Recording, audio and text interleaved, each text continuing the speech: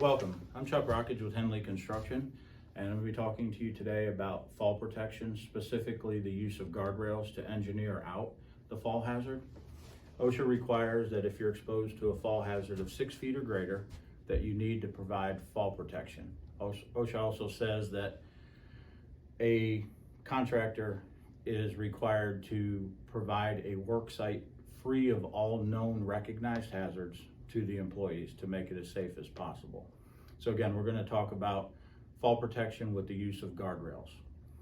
So if you are 6 feet or greater from the area or the surface that you're working above, say a window opening, we need to make sure that we have fall protection there.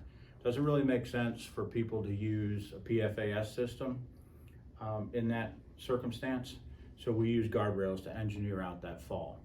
Guardrails are required to be at the top rail at 42 inches plus or minus 3 inches. So as long as that top rail is between 39 and 45 inches, then we want to go halfway between there to the floor. The general rule of thumb is 21 inches for your mid rail, 42 inches for your top rail. Again, plus or minus 3 inches on that. Then we will have a toe board on the bottom. Generally what you see on a toe board is people turn a 2x4 up sideways to protect it stuff. So the toe board is designed, and the intent for it is to protect objects from being kicked or knocked over and fall to the lower level.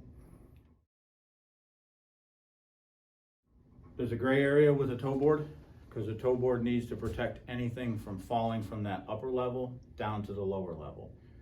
Generally we see a 2x4 turned up, but if you have a 5-gallon bucket sitting 6 inches away from the opening for the fall hazard, and you put a 2x4 up, a 2x4 will not suffice, because if somebody knocks that 5-gallon bucket over, the tools could fall through.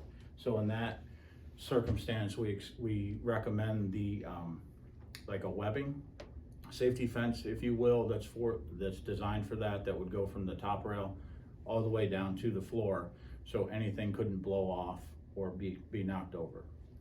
A mid rail, again at 21 inches, needs to be placed in there. The top rail of the 2x4 will be turned up the same way as a toe board, because it's stronger in that aspect than it is if we turn it sideways. That top rail needs to be able to support an outward and downward force of 200 psi. So you need to be able to support 200 pounds of pressure with that. They'll be hooked on a window opening, obviously, to one side of the window wall and the other side of the window wall. If it is a larger area, you'll have to put stanchions no more than 8 feet apart. So that could be 2x4s, 4x4s, different posts, different things that could hold that up, that your guardrails would be attached to. And then that also, when you push on that 200-pound outward and downward force, it needs to be able to support. So again, we'll go out into the field and we will show some examples of different types of guardrail type fall protection. We'll look at wire rope guardrail, and we'll also look at 2x4s. So that covers kind of the basics of what's required to engineer out the fall hazard: your top rail, mid rail, and your toe board. Here's an example of a window opening with a guardrail.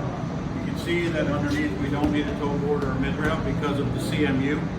But here's the guardrail, and I'll show you the measurement here in a second, with the 200 pounds of force outward and downward. You can see that the top of this guardrail is at 41.5. 42 plus or minus 3, which would take us to the top of this guardrail, needs to be at 39 inches to 45 inches, and it is right there about the 42, so this is a good guardrail. And it is secure on the outside of the window opening and giving us what we need here. The only time another guardrail would be needed, 21 inches up from this, is if we were working on a ladder or a set of stilts, say on the sprinkler pipes. We would need to make sure that the 21 and 42 inches starts at our feet from where we are. So right now, if we're working on the floor, this is perfect. If we were to go up higher, then this would have to continue up, or we would have to use our PFAS and tie off from the proof point above to protect us from falling out this window.